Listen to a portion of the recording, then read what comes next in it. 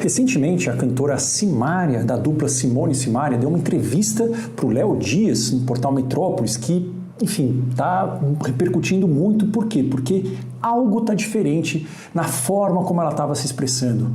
Algumas pessoas estão falando que ela estava arrogante, outras pessoas falando que ela tinha traços narcisistas, outras pessoas falando que ela estava um pouco alterada, que aquilo tinha a ver com relacionamento, que era uma depressão, um burnout. Afinal de contas, o que é que a entrevista da Simária para o Léo Dias permite com que a gente saiba sobre o funcionamento psíquico? Como que, de fato, um psiquiatra, um psicólogo faria uma avaliação das funções psíquicas dela nessa entrevista? É isso que eu vou responder para vocês hoje. Eu sou Marco Antônio Abud, eu sou médico, psiquiatra, sou formado aqui pela Universidade de São Paulo, sou psiquiatra clínico e hoje nós vamos fazer juntos um exame do estado mental para que vocês possam entender como é o melhor método que psiquiatras e psicólogos devem usar para responder. Está alterado alguma coisa? Se está alterado, o que é que está alterado e o que eu faço com isso? Então, assista esse vídeo hoje para a gente poder ter esta análise específica da entrevista da Simária para o Léo Dias.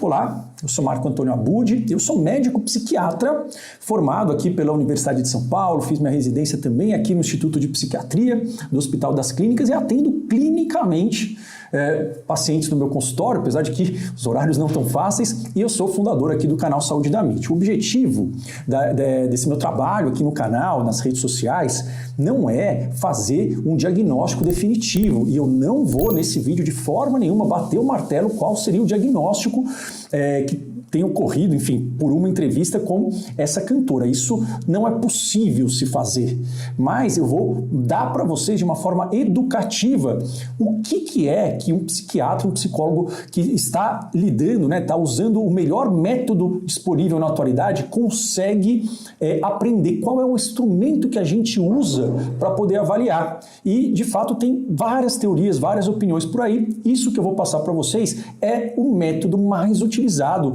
na prática clínica, não só nos melhores hospitais do Brasil, mas também nos melhores hospitais do mundo. É isso que permite com que a gente consiga traçar planos, prever e poder ajudar pessoas de uma forma que funcione de uma forma definitiva, tá? Então, esse é o objetivo, um objetivo educativo, mas nem é impossível fazer qualquer diagnóstico com base numa entrevista. A gente consegue ter informações. Ok? Bom, então, antes de começar, eu gosto de deixar as coisas muito claras, né? O que é que, primeiro passo é a gente entender o que é o contexto do caso e o que método eu vou usar e o que eu posso extrair dele. Resumindo, para fazer diagnóstico de um quadro psiquiátrico, a gente tem dois elementos: história e exame psíquico. São esses os dois principais elementos. A gente quer ver a história de vida, tanto digamos, pela narrativa do próprio paciente quanto da família. A gente junta essas informações, como se fossem câmeras diferentes, olhando o mesmo lance, entre aspas, no jogo. Então, a história e o exame psíquico. O que é isso? É o equivalente ao exame físico.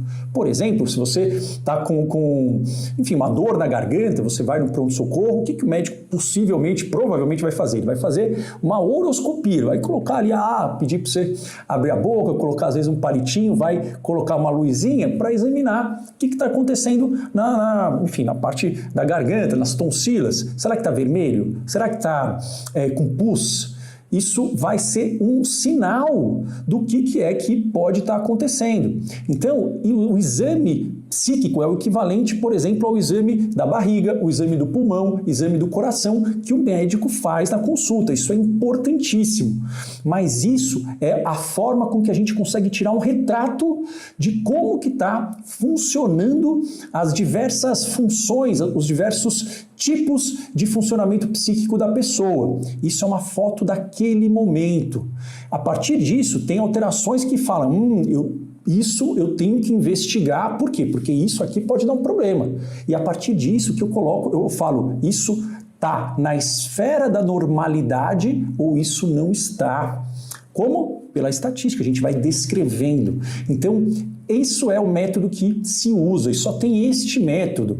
Tem várias teorias, várias linhas, várias interpretações, linhas filosóficas, mas o único método, o método que eu digo correto, não porque eu seja dono da verdade, porque é o método que se demonstrou mais eficiente. É o método de exame psicopatológico. O que é isso? A gente vai descrever de uma forma organizada, de uma forma esclarecedora e de uma forma comunicável que a gente consiga medir. A gente vai elucidar como a mente da pessoa está funcionando. Isso é o método psicopatológico. Esse método, ele não deve de forma nenhuma, isso é importantíssimo, nunca você vai fazer um exame psíquico, isso é errado, tendo com base uma teoria, uma interpretação, uma filosofia, uma religião, um julgamento.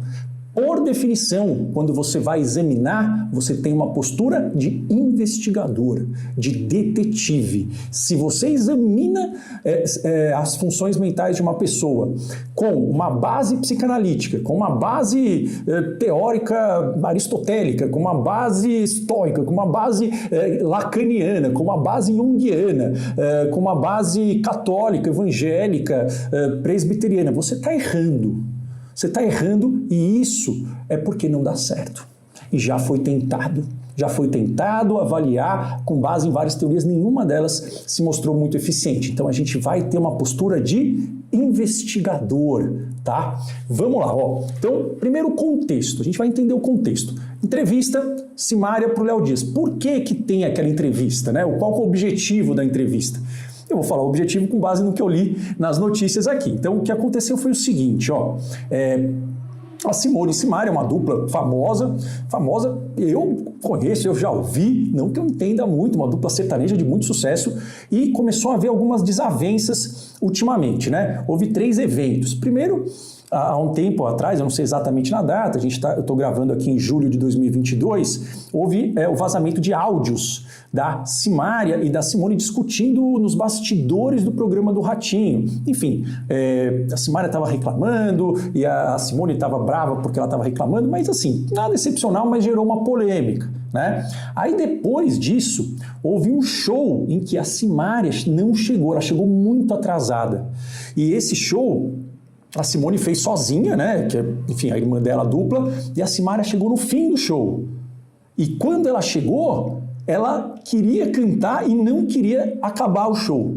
Não tem vídeos da Simone querendo encerrar e a Simária queria cantar. Isso gerou muita estranheza, muita polêmica, enfim, muitos rumores.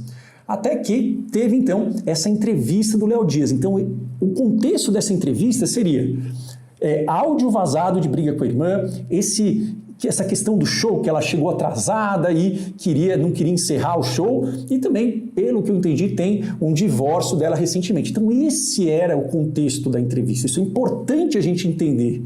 Por quê? Porque eu não estou na cabeça do Léo Dias, mas obviamente isso era o que está motivando. Então a gente sabe o contexto. Agora vamos olhar, então, juntos alguns trechos com esse espírito de investigador psíquico, para vocês saberem de fato o que é que a gente avalia, né? Porque basicamente tudo que eu ouvi até agora foi uma questão totalmente incorreta desse tipo de análise. Então vamos lá, ó. Então vou começar aqui do começo, ó. Vamos dar uma olhada no comecinho da entrevista, ó. Gravando! Gente, por fim. Olá, amigos de Metrópolis. A entrevista de hoje é muito especial. Ela está completando 40 anos. É uma das maiores cantoras do Brasil. Compõe, explode de verdade. Categorias. Existem várias divisões, mas todas elas seguem mais ou menos o mesmo modelo, tá? Se vocês querem uma referência de um livro que é o livro básico para se aprender psicopatologia, eu recomendo o livro do professor Paulo Dalgalarrondo, que é um professor titular da Unicamp, que é o livro, aquele primeiro que você compra, antes comprava fisicamente, agora online, é o primeiro que você tem que comprar quando você entra, por exemplo, numa residência médica de psiquiatria. Você tem que ir lá testar e decorar, e testar várias vezes isso, tá? Então ele divide em funções psíquicas. Eu vou usar uma divisão clássica, não é a única, que divide em 11 funções psíquicas.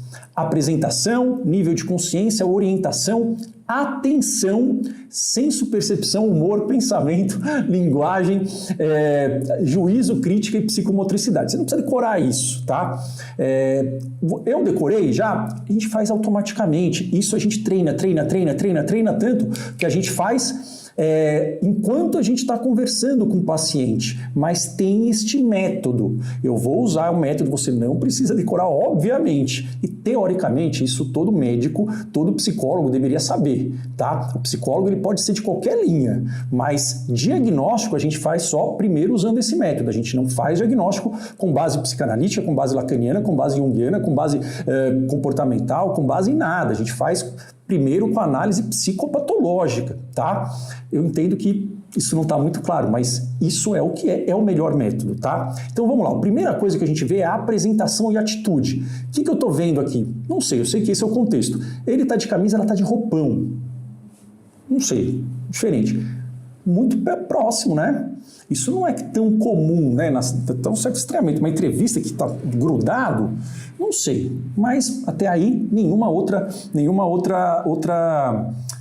questão que a gente vai deduzir. A gente está descrevendo. A apresentação, ela está olhando para a gente, está acordada, consciente, isso é importante, mas ela está com um vestuário de roupão, enquanto ele não, e uma proximidade talvez um pouco maior do que na maioria das entrevistas. Vamos lá. Ela está completando 40 anos, é uma das maiores cantoras do Brasil, explode de verdade e marca a música brasileira. Simária. Olha, nunca fiz uma entrevista tão perto da pessoa assim.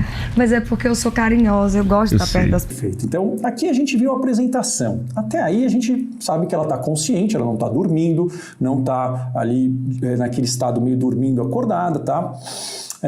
Enfim, ela está vigil. Isso é importante, porque se a gente vai fazer uma entrevista e a pessoa está meio flutuando, né, entre dormindo e acordado, acabou. A gente para por aí. Por quê? Porque não é possível você fazer nenhuma avaliação com a pessoa que está meio sonolenta, meio dopada, naquele estado meio grog. Não. Aí tudo vai estar alterado, tá? Isso aqui é importantíssimo. Tem uma ordem, apresentação, nível de consciência. Está consciente, apesar de que às vezes ela tá, né, parece o olhinho meio fechado, mas ela se mantém consciente ao longo da entrevista. Perfeito. Vamos passar para outro trecho que aí é interessante, porque aí a gente consegue avaliar outras funções. Isso aqui é fundamental, também fica claro, e eu sei que isso não é muito esclarecido, porque cada um tem uma teoria, e a gente adora procurar o porquê das coisas. Só que o porquê ele tem que vir depois do o quê, né? Então a gente tem que descrever, aí a gente interpreta e aí a gente vai traçar um plano para ajudar, porque senão vira só uma teoria. Então vamos ver a forma que a gente consegue perceber nesse trecho agora. Uma vida, filha amada minha. E eu acreditei com todo o meu coração naquilo. Fácil? Não tá. Uhum. Eu tô como se tivesse passado um trator por cima de mim. Minha alma tá destroçada internamente. Mas eu tenho uma coisa que é inabalável. A fé. Perfeito, ó. Muito bacana, né? Bacana no sentido psiquiátrico. Aí a gente vai avaliar, a gente consegue avaliar o humor, um pouco do humor. O humor tem várias definições. Uma forma de entender o humor simples, ele é a trilha sonora que está, digamos, presente nessa entrevista. Então imagina que é um filme, né? O filme, quando a pessoa está lá andando num beco, se tiver uma trilha sonora alegre, vai dar uma sensação. Agora, se tiver aquela trilha pesada, né, ali, Beethoven, né, aí a gente já sabe que vai acontecer alguma coisa. Então é como se fosse a trilha sonora, é o espírito que está permeando a fala dela. Ela teve um conteúdo, o humor, ele é feito então a trilha sonora, não importa o que a pessoa fala, a gente quer ver essa trilha sonora, né, esse fundo musical. E o humor tem o afeto é o quê? A intensidade com que ela se expressa emocionalmente. Humor, afeto é o quê? É o volume. Então, humor é a trilha sonora, o afeto é o volume com que a música tá muito alto, tá muito baixo, tá? Então, é o quanto que ela coloca de carga afetiva. Isso é diferente de pensamento. O humor e o pensamento são extremamente importantes, difíceis de avaliar, mas pensamento a gente avalia por 3 parâmetros: velocidade, formato e conteúdo. Né? Conteúdo é o que a pessoa fala. Né? O mais importante é a velocidade e, antes dela, a forma. Tá? Velocidade tem que ter um ritmo certo e forma tem que ser como se fosse o nosso pensamento um vagão, vários vagões de um trem. Então, o nosso pensamento ele tem que funcionar, mundo ideal, como um trem com vários vagões. Cada ideia é um vagão. A ideia ela tem que se conectar com o outro vagão, e elas têm que estar seguindo um trilho. Pode mudar de trilho? Pode, desde que volte. Então, pensamento ele organizado é um pensamento como um trem, com cada ideia é um vagão e ele tem que estar conectado num trilho, tá? Essa é a forma, é o mais importante. A velocidade, a gente vê pela velocidade da fala, às vezes a gente consegue ter alguns outros sinais, e o conteúdo, esse tem um tema predominante. Se a pessoa sempre volta para o mesmo assunto. Aqui, ó, a trilha sonora, ou seja, a emoção, o tom que ela dá, não é depressivo. Apesar dela falar que ela está destroçada. Então ela fala destroçada, mas não tem entre aspas, uma trilha sonora depressiva. Isso é fato. Isso não pode ser opinativo. Está ocorrendo isso. Se vocês discordarem, coloquem aqui no comentário. Mas isso a gente avalia. É assim que a gente avalia o humor e o afeto. Existe uma incongruência. Ela não está com o humor deprimido. O conteúdo, nesse momento, mas o humor não está deprimido. Não está tendo essa trilha sonora pesada. Né? Então ela está totalmente destruída, mas isso não transmite. Pelo contrário, transmite uma questão mais de leveza, até de uma certa irreverência. Tá? Então o humor não está deprimido. Existe uma incompatibilidade nesse momento entre o conteúdo que ela está falando com o humor. Isso é chato, é difícil, mas com o tempo a gente vai percebendo, é assim, não pode ser muito subjetivo. Isso faz com que a gente consiga fazer a nossa análise. Olhando para a sua vida. Perfeito. Aí, o Léo Lins, então, vou cortar aqui, mas para a gente pular para um outro trecho. Então aqui a gente já viu que o humor dela, aparentemente, aqui não está depressivo, por mais que ela fale, tá? Então, a gente faz o diagnóstico pela forma, não pelo conteúdo. Então, o que a pessoa fala é importante, menos importante do que como, né? E isso não estou dizendo que é uma questão opinativa, isso simplesmente é o método que mais é útil, que mais se mostra útil para a gente poder tanto avaliar quanto tratar. Então vamos pular para outro trecho. Pai é a que eu mais amo. Uhum. E eu digo isso para todo mundo ouvir, não tenho vergonha de falar isso. Porque você tinha uma conexão muito forte com ele? Muito.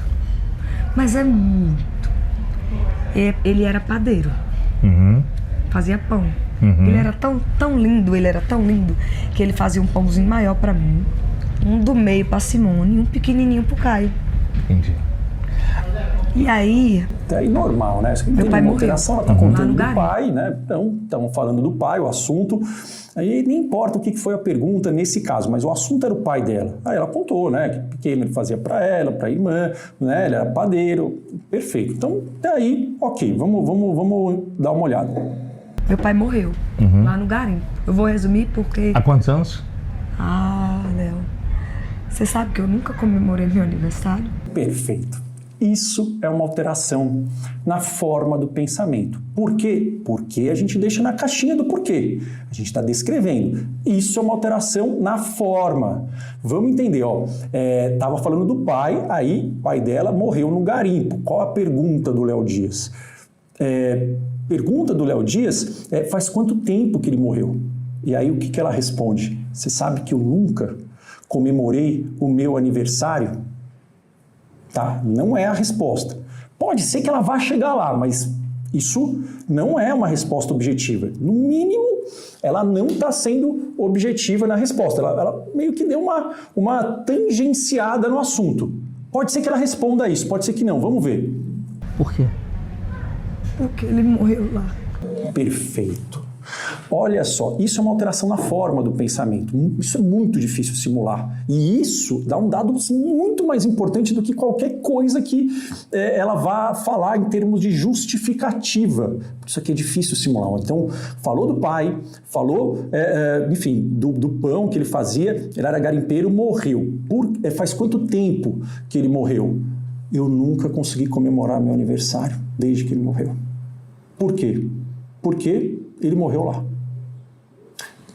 Então, a gente depois vai entender. Ao longo da entrevista, ela volta depois de alguns minutos, vários minutos, e fala que o aniversário dela, eu acho que é no dia 11, o pai dela é dia 16, e por isso ela nunca mais comemorou. Mas aqui ela não falou.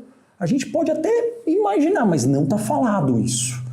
Isso é um pensamento tangencial, ou seja, ela passou muito ali superficialmente na resposta, e é um pensamento que tem uma desorganização. Ó. Um vagão saiu do outro. Começou a falar do pai, falou do meu aniversário e falou que morreu lá. Não tem conexão. A gente tem que imaginar. É uma frouxidão de associações.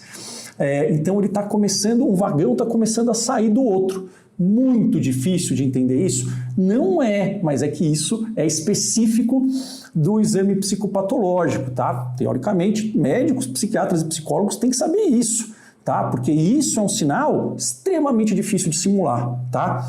Então, existe uma desorganização, um descarrilhamento de pensamento, uma tangencialidade. Aqui é um sinal de desorganização. Não é que a gente entende o sentido, ela pulou. Isso mostra que tem uma desorganização e possivelmente uma alteração na atenção. Possivelmente ela está distraída com os pensamentos, mas isso é uma hipótese. Vamos lá, vamos para frente. Morreu lá no garimpo, né? Então, quanto tempo faz? Morreu, eu não comemoro mais o aniversário. Por quê? Porque ele morreu lá no garimpo. São saltos lógicos. Tá certo. Aí agora a gente vai para um outro momento aqui. Então a gente está juntando informações, somos detetives, né? Isso não faz diagnóstico de nada, nada. Se a gente se precipita, nós estamos errando, tá? Isso eu sei que não é simples, eu falo disso no treinamento para psicólogos, e é difícil porque eu entendo que tanto as faculdades, na faculdade é muito pouco que você tem isso, na residência sim, bastante, e aí tem que treinar, e na parte de psicologia é muito pouco, né, em termos de treino, né? Mas é um exame do estado mental, e isso é um sintoma muito, muito claro. Não foi logo depois da sua doença? Ou durante... Você não foi mal? Então aqui é muito legal essa parte, tá? Essa daqui é uma parte que vai resumir bastante, então vamos dar uma olhada. Bora. Vamos falar da sua separação? Vai, bom demais, bora. Separação, um dos assuntos, né? Vamos lá. Minha separação, perdi a admiração. Sabe quando você olha para um homem? Suas vidas eram Diferentes demais. Demais. Ele era muito... Vamos contextualizar. Ele morava... Sempre morou dentro do Brasil. As pessoas acham que o Vicente... Todo mundo fala, ele morava... Mas você não tiveram um período na Espanha? Nunca. Não foi logo depois da sua doença? Ou durante... Você não foi morar um tempo lá, não? Nunca morei. Nunca tive essa honra. Ai, que vontade. Mas, e fala, eu comprei um imóvel na Espanha. Eu tenho um apartamento na Espanha. Um clima irreverente. Que é um apartamento de princesa, de rainha. Porque Deus não me dá nada ruim, Ele só me dá tudo muito lindo. Tá falando do apartamento dela na Espanha. Quando eu tô triste, eu vou pra lá pra eu poder ficar feliz. Eu fico feliz porque meu apartamento está em frente, é numa cidade chamada Valência, em frente à Praça de Touros, que é onde acontecem aqueles eventos das touradas. Perfeito. E em frente à estação de trem. Ela tá contando O meu apartamento tem uma vista de 300. Tem sentido? Tem. O Léo Lins perguntou, mas você não morava na Espanha? Ela falou, não, Espanha, minha casa é linda. Começou a contar da casa, que é em Valência. Eu nunca fui pra Valência, não tenho a menor ideia esse negócio que ela tá falando, mas a gente consegue entender, tá fazendo sentido. Tem uma lógica, não tá fora do assunto e tá sendo o quê? Uma ideia tá ali emendando na outra igual um trem. Vamos lá. E em frente à estação de trem. O meu apartamento tem uma vista de 360 graus. Que incrível. Então você vê a estação de trem inteira e a Caia Colom. Não tenho a menor ideia o que é isso, mas assim, a gente consegue entender o como. E o meu apartamento Deus prepara tudo tão perfeito para mim que quem morava no meu apartamento, que é meu hoje, e dos meus filhos, era uma freira. Perfeito. Aqui não é nenhuma alteração muito intensa, mas se vocês conseguirem ver depois da entrevista, assim, isso é um conteúdo predominantemente religioso. Aqui eu estou colocando um contexto da entrevista inteira. Na verdade, assim, a pergunta que a gente fala, e daí, né? Por quê? Porque ele está falando do marido, está falando da Espanha, está falando do apartamento, de repente, Deus é tão misterioso que antes de eu comprar, tinha uma freira. Poxa, isso não estou dizendo que nada alterado, mas assim, não tem uma relevância, né, essa informação. Isso, juntando com outros momentos da entrevista em que ela tem esse tom, é um conteúdo que sempre um pouquinho vai para o lado religioso, mas não religioso tranquilo, o religioso messiânico. O que é isso? O religioso que eu fui escolhido. Deus está mandando sinais para mim. Esse é um sinal que tem que forçar um pouquinho a barra, né? E que não tem nenhuma relação com a entrevista, o fato da freira ter sido a antiga proprietária do apartamento delas. Mas isso está se repetindo. Então isso não é só por aqui, mas a gente vê que não cabe aqui esse assunto, mas tem essa ideia de religiosidade, mas não porque ela está falando o que ela acredita, não é isso, assim, não tem problema, cada um tem a sua crença, eu tenho as minhas, mas sempre um conteúdo messiânico, que Deus está mandando sinais para mim. O que a gente pode ver, mas isso aqui está repetindo, tá? E não tem nada a ver com o assunto que a gente estava falando, mas vamos lá. Ai, que massa. Mas fala. Aqui, ó, aqui é muito legal. Então ela fala da freira, aí ela para. Ela fala, o Léo Lins perguntou do marido dela, falou, morava na Espanha? Não, aí a minha casa na Espanha é linda, tem ali 360, deve ser maravilhosa mesmo, né? Enfim, na praça X em Valência, não tenho a menor ideia de como que seja lá, mas parece ser um lugar realmente incrível. E isso é tão incrível que Deus me iluminou. Por quê? Porque antes de eu comprar esse apartamento, que morava lá, uma freira. E ela para. Ela não voltou para o assunto. O assunto é separação. É esse o tema. Esse é um dos temas da entrevista. Ela não voltou, ela travou. E aí o Léo Lins ele tem que falar. Aqui são alguns segundos. Mas a gente parte da ideia que se ele não intervisse, ela ia ficar ou olhando para ele, ou pode até ser que ela voltasse. Mas assim, não conseguiu. Isso é um descarrilhamento de pensamentos, como um trem. Pode ter outros nomes, pode ser uma arborização, enfim, é um descarrilhamento. Começou, saiu os vagões, foi indo e não voltou para o restante do trem. Então, esses vagões eles foram indo para um caminho e não achou o caminho de volta. Perdeu o assunto, perdeu a linha de raciocínio e travou. Isso muito difícil de simular, muito difícil. Isso é uma alteração na organização do pensamento, uma alteração formal da forma do pensamento. Isso é um critério extremamente, um sinal extremamente importante. E eu sei que isso, muito provavelmente ninguém vai falar, mas isso a gente consegue ver na entrevista. Faz diagnóstico de algo? Não faz. Mas isso é muito mais importante do que basicamente qualquer outro assunto que ela fala na entrevista do ponto de vista psicopatológico, do ponto de vista do quê? Do que a gente consegue prever que vai acontecer e do que a gente tem que fazer para ajudar, tá bom? Que no fundo é isso que importa, tá? E aqui, então, essa é a última parte, né? Eu vou parar por aqui. Tem várias outras alterações, assim, muito interessantes, mas só para não ficar mais longo do que já tá. Então, resumindo, quais as alterações que eu observei nela, tá? Em termos de funções psíquicas.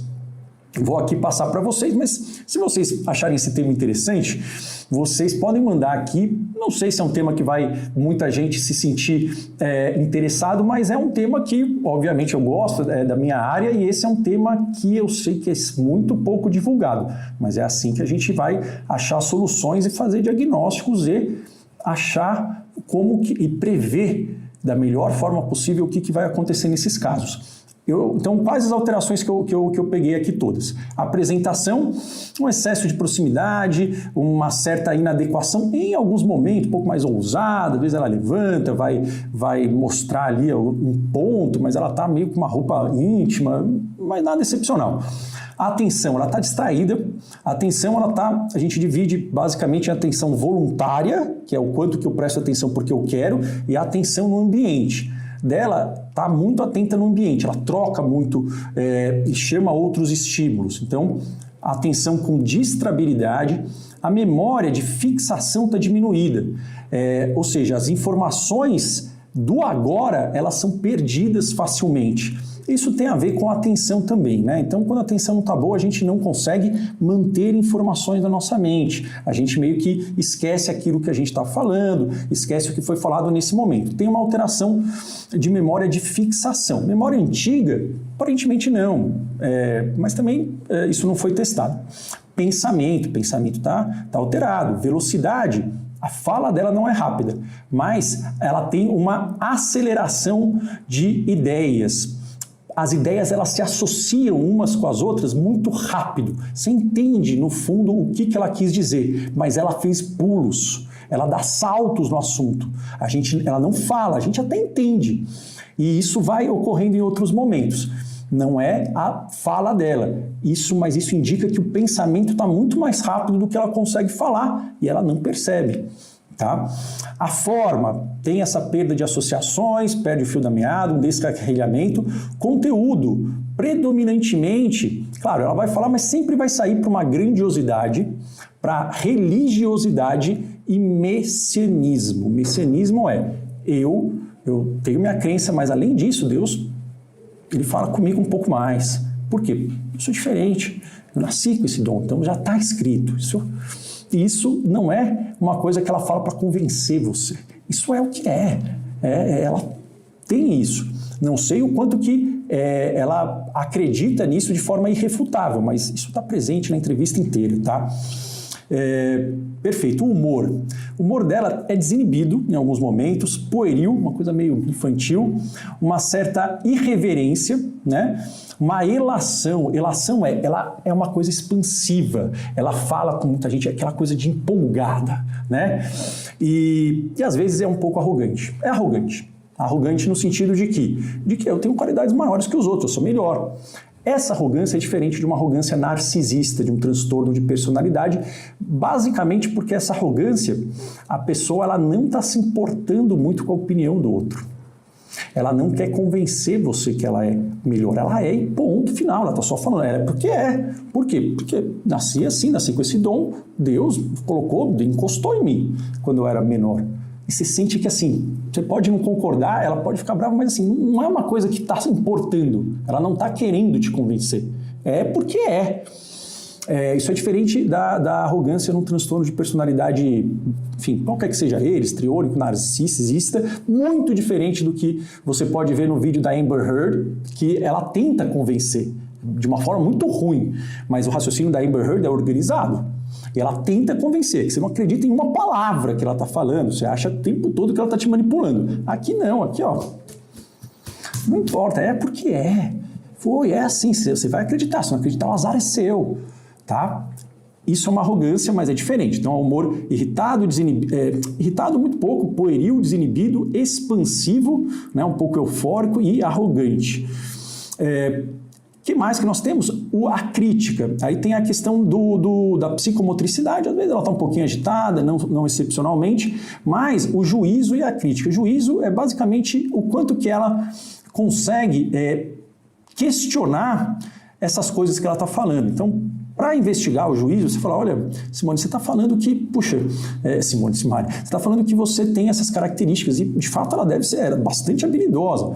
Mas o quanto que você acha que isso pode não ser, né? O quanto que você acha que, às vezes, você exagera ou que talvez isso não seja um sinal de Deus e simplesmente uma coincidência? Não foi testado. Eu imagino que está um pezinho aqui, um pezinho ali, né? Ela deve ter um pouco de juízo ainda preservado, mas Pero mucho, né? Um pouquinho não, mas é isso mesmo. E a crítica é o quanto que ela percebe que o comportamento dela às vezes é inadequado. Essa crítica tá diminuída. Depois a mãe vem, fala, a mãe tá com vergonha, enfim. E ela não percebe e às vezes não tem como perceber. Resumindo, ela tem alterações no exame psíquico dizendo que ela está com uma síndrome de aceleração psíquica. Isso é um diagnóstico? Não é. O que quer dizer síndrome? Síndrome é um conjunto de sintomas. Por exemplo, nariz escorrendo, febre, dor de garganta, dor no corpo. É uma síndrome gripal. Isso é diagnóstico do quê? Pode ser Covid, pode ser resfriado, pode ser amidalite, pode ser sinusite, pode ser, enfim, uma laringite. Pode ser várias coisas. Só que todas elas têm um conjunto de sintomas. Tem a ver com esse negócio aqui. Tem a ver com algo aqui do sistema respiratório, garganta, pescoço, né? Então, é dessa área aqui, é uma síndrome. Isso é uma síndrome de aceleração psíquica, não é uma síndrome ansiosa, não é uma síndrome depressiva, e eu posso então garantir que por essa entrevista não é burnout, não é depressão, não é ansiedade, não é porque não é. E aí a gente, com essa síndrome, nós vemos assim, esses quadros não causam isso. Se essa síndrome durar vários dias, a gente tem que investigar causas biológicas para isso. O que pode causar? Então isso, de uma forma muito simples, não é só assim, tem a ver com excesso de dopamina, uma inundação de dopamina numa área mesolímbica. Dopamina, ela é boa numa área específica do cérebro. Numa área X, se ela tiver demais, ela pode causar o psiquismo ficar muito acelerado. E muito acelerado é ruim. É tão ruim ou pior do que está rebaixado. Igual o motor que está fundindo. Ele vai parar, não é bom, vai explodir. Tá? Então isso é uma síndrome de aceleração devido a um excesso, e essa é uma explicação simples, de dopamina em algumas áreas. E isso pode ter. Então nessa entrevista, não sei, a gente pode ter isso às vezes. Mas se isso está durando mais do que 4 dias... aí a gente tem que investigar alguma coisa biológica. O quê? Pode ser remédio? Pode. Anfetaminas, antidepressivos, remédios para tuberculose. Eu estou dizendo isso porque, pelo que eu vi, ela faz tratamento ou já fez para tuberculose. Os remédios para tuberculose podem causar isso? Teoricamente podem. É comum? Não é. Muito raro, mas pode. A isoniazida é um dos tratamentos utilizados, pode causar. Muito raro, mas tem que investigar se isso está durando mais do que 4 dias.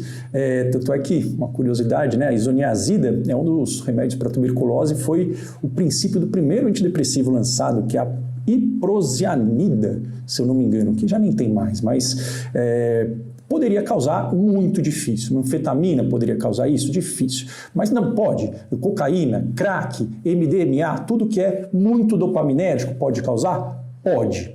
Mas não é provável que seja. Pode ser uma infecção ou uma alteração neurológica? Pode. Raro. Raríssimo. Tem que investigar. Se durar mais do que 4 dias. Ou pode ser uma questão genética. O fato é que, se isso está durando mais do que 4 dias, tem que intervir para passar, tem que diminuir esse excesso de dopamina e diminui. Isso é passageiro, isso não é nada a respeito da personalidade dela, ela não tem como a gente inferir absolutamente nada e não é a minha opinião. Eu não estou dizendo o que ela tem, o que ela não tem na personalidade. Estou dizendo que se você falar que ela tem traços narcisistas, se você falar que ela está estressada, se você falar que é o burnout, se você falar, enfim, qualquer outra coisa, antes de que o pensamento organize, o humor fique mais estável, você está errando do ponto de vista psicopatológico. Você pode fazer isso como um leigo. Agora, se você é um profissional de saúde mental, isso é errado. Errado. Não dá para falar.